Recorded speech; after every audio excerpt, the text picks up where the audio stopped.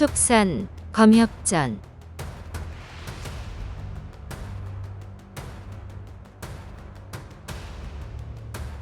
62화 대가장과 여가장. 불의를 참지 못해 무작정 대가장을 찾아가고 은혜를 저버린 채 능운봉의 혼사를 가로막네.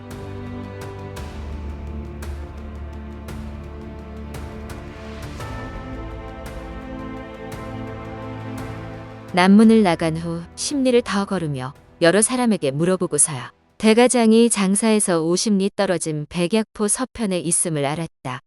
길을 묻는 김에 나구와 백기에 대해서도 물었는데 대부분 백기에 대해서는 사내 대장부라며 칭찬 일색이었으나 나구에 대해서는 말을 아꼈다. 속 시원한 대답을 들을 수 없다고 판단한 세 사람은 별다른 일도 없고 시간도 여유가 있으니 대가장에 직접 가서 알아보기로 하였다. 무예 실력이 가장 낮은 허월도 하루에 수백 리를 갈 수 있어 일행은 해가 지기 전에 백약포에 도착했다. 이곳에서 다시 길을 물어 7리를 더 갔다. 걸음을 재촉해 도착한 대가장은 산골짜기 안에 자리한 마을이었다. 어느덧 해가 지기 시작한 골짜기는 고요하기만 할 뿐 이상한 낌새가 전혀 없었다. 허월이 마을 이름을 잘못 들었거나 장사성 외곽에 이름이 같은 마을이 또 있는지도 모를 일이었다. 어쨌거나 여기까지 온 김에 조금 더 알아보기로 하였다. 마을에 들어선 지 얼마 되지 않아 삭정이를 한 짐 지고 느릿느릿 집으로 돌아가는 농부를 만났다. 여기가 대가장입니까? 농부가 세 사람을 아래 위로 훑으며 고개를 끄덕였다. 이 마을 사람들은 다 대씨입니다. 장주를 찾으시면 이쪽으로 더 들어가서 다시 물어보시구려. 예, 고맙습니다. 농부가 가리킨 방향으로 가는데 산이 우뚝 솟아 막다른 길처럼 보였다. 길을 잘못 들었나 걱정하며 산 아래 도착하니 깎아지른 듯한 절벽 사이로 수레 두 대가 나란히 지나기 힘들 만큼 좁고 구불구불한 길이 나타났다. 장수 하나가 대군을 막을 수 있는 천연의 요새였다. 그 길을 따라 3리를 더 들어갔다. 그렇지 않아도 어두운 골짜기에 땅거미가 내리고 발소리가 크게 울려 음산하기까지 하였다. 간간히 고개를 들면 절벽 곳곳에 새둥지 같은 것이 보였으나 크게 신경 쓰지 않았다. 1리쯤 더 가자 길이 확 트이면서 넓은 광장이 나타났다. 광장 왼쪽으로 민가 100여 채가 있고 산기슭 쪽으로 산세를 따라 네모반 듯하게 만든 계단식 밭이 있었다. 한겨울이라 농작물은 없었다. 그 사이 날이 완전히 저물었다.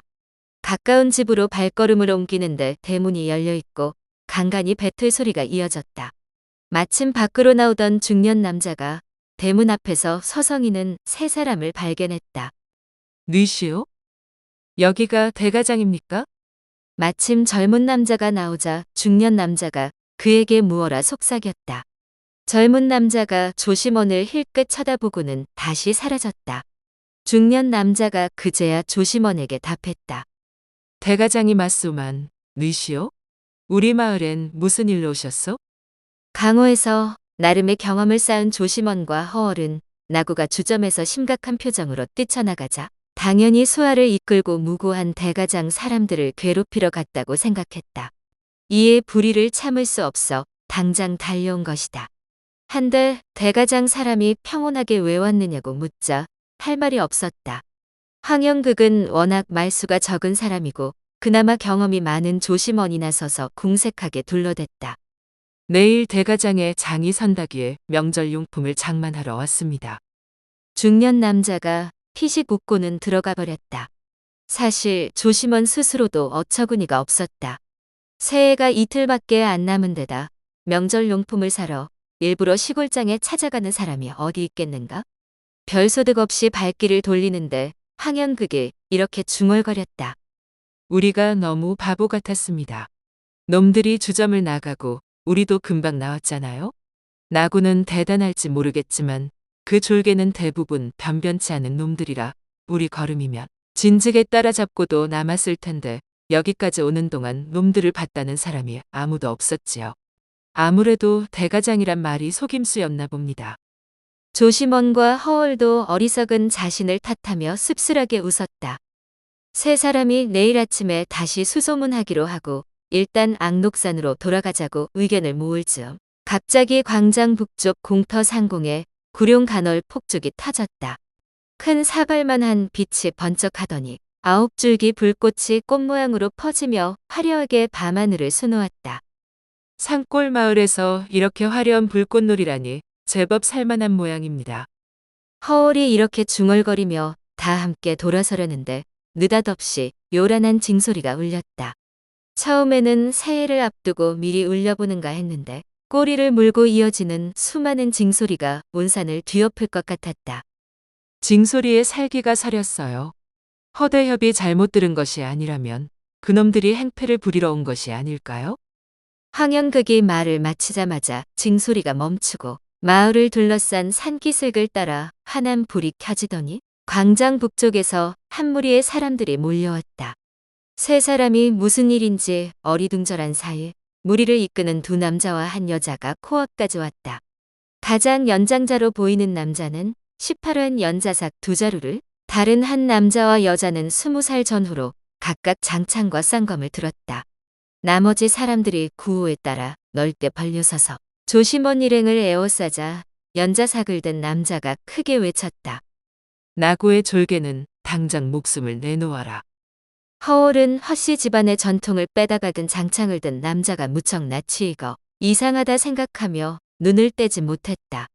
허울이 미처 반응을 보이기 전에 장창을 든 남자가 앞으로 불쑥 튀어나오며 믿을 수 없다는 듯이 외쳤다. 허영 형님 아니에요? 허울은 상대가 자신의 아명을 말하자 깜짝 놀라 상대를 자세히 살폈다. 분명 낯익은 얼굴인데 누구인지 도무지 생각이 나지 않았다.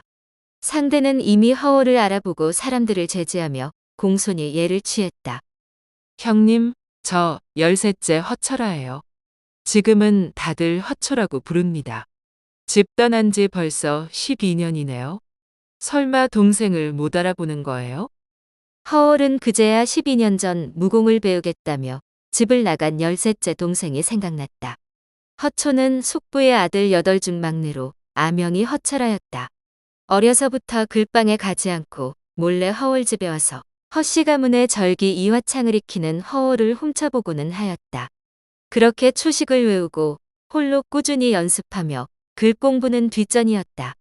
그러다 9살 때 아버지에게 들켜 호되게 혼나고 집을 나가버렸다. 그 후 오랫동안 소식을 알 수 없었고 이렇게 다시 만날 줄은 꿈에도 몰랐기에 허씨 형제의 기쁨은 이루 말할 수 없이 컸다. 허울이 황영극과 조심원을 소개하고 허초도 같이 온 사람들을 소개했다. 연자삭의 주인은 대가장 장주인 비기린 대영욱이고 여자는 그의 동생 등평선자 대상령이다. 피차 적이 아님을 확인한 후 대영욱이 허울 일행을 집으로 초대했다. 허울은 아우와 회포를 풀 수 있어 반겼고 황영극과 조심원도 나고와 관련된 이야기를 들을 수 있겠다 싶어 마다하지 않았다. 전란이 지나가 다들 평온한 모양새인데 이곳은 방비가 무척 철저하군요. 혹시 주변에 도적 떼소굴이라도 있습니까? 조심원의 질문에 허초가 얼른 답했다. 말하자면 좀 깁니다. 집에 가서 큰형님과 같이 말씀 나누시죠. 등불이 여전히 밝은 가운데 6사람이 발걸음을 옮기자 나머지 사람들도 대열을 맞추어 뒤따랐다. 멀리서 온 손님을 맞이하느라 깜빡 잊었구나.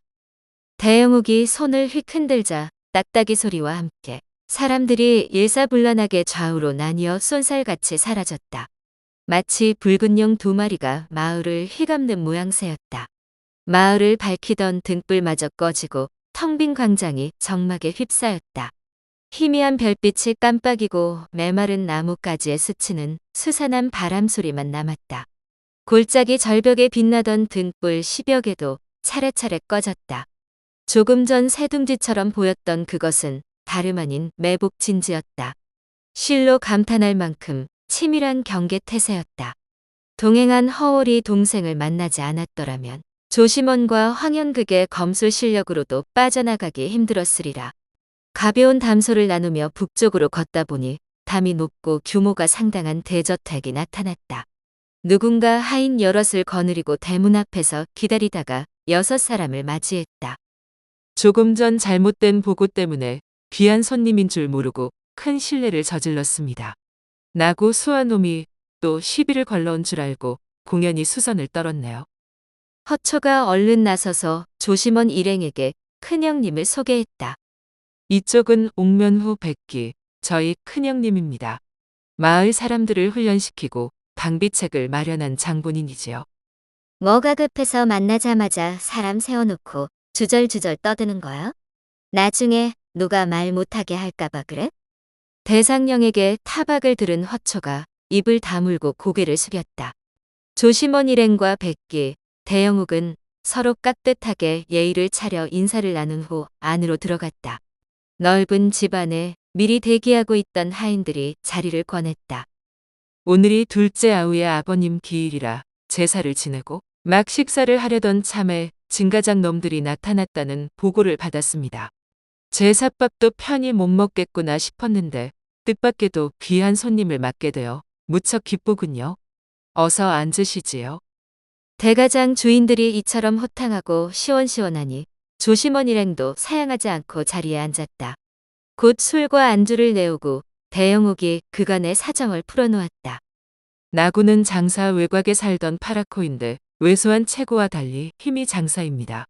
힘을 주면 팔뚝에 알통 9개가 솟아서 나구 흘답 혹은 구두사자라 불렸는데 줄여서 나구라고 하지요. 오래전 노름판에서 싸움질을 하다 협객 위용에게 흠씬 두들겨 맞고 한동안 자취를 감추었습니다. 그런데 어떻게 연이 닿았는지 아미파검선 동원기 문화에 들어가 꼬박 9년 동안 대단한 무공을 익혔다더군요. 작년 연말에 돌아와서는 복수를 하겠다고 몇 번이나 위용을 찾아갔고 결국 내공을 운용해 위용의 심장에 치명적인 상처를 입혔습니다. 심장이 파열된 위용이 사흘을 넘기지 못하고 죽었으니 복수에 성공한 셈이지요. 위용은 본래 자강 사람이고 장사의 부후 유윤중의 무술 스승이었습니다. 위용이 죽은 후 나구가 유윤중에게 무술 스승을 자청했지만 거절당했어요. 유공자는 혈기왕성하여 무예를 좋아하면서도 성품이 올고다 스승의 복수를 위해 나구와 상대할 고수를 찾아 나섰지요. 실력이 변변찮은 내게도 몇 번이나 사람을 보냈지만 우리는 그저 농사나 짓는 사람들이니 복잡한 일에 휘말리고 싶지 않았습니다. 위용처럼 이름난 고수도 상대하지 못했는데 나구의 검술이 어느 정도인지 가늠할 수 없는 상황에서 섣불리 발을 들였다가 웃음거리만 될 것 같아 완곡히 거절했지요.